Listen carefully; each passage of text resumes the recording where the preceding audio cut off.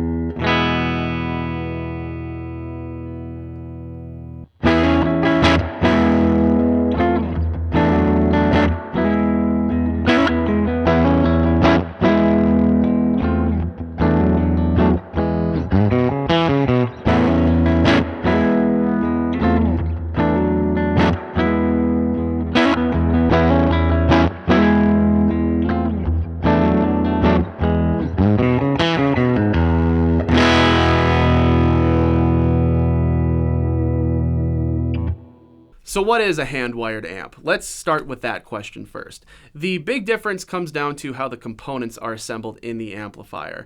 The more modern way of approaching it is using what's called a PCB, or a printed circuit board.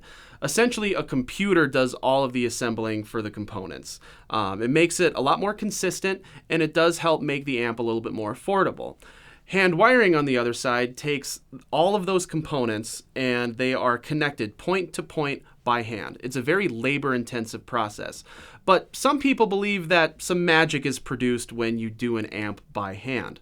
But does it make a tonal difference? You know, that's the big question on guitar players' mind.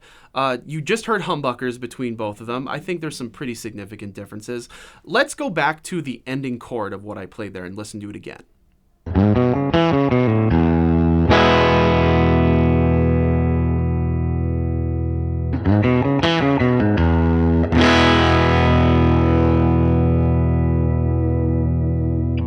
Did you hear the difference there?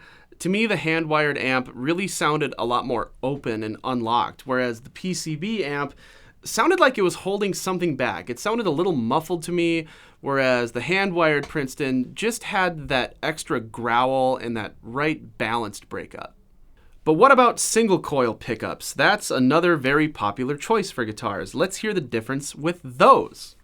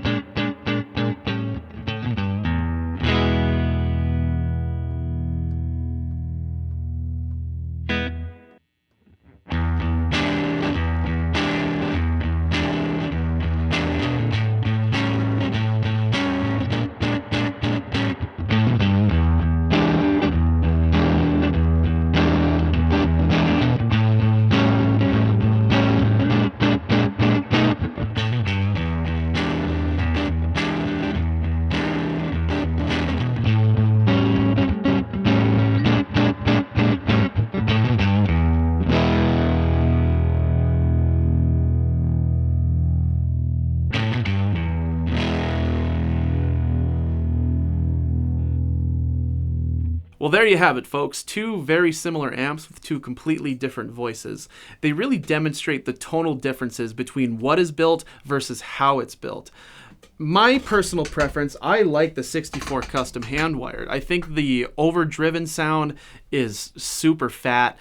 It has a wonderful growly tone to it that isn't overly muffled from the bass end.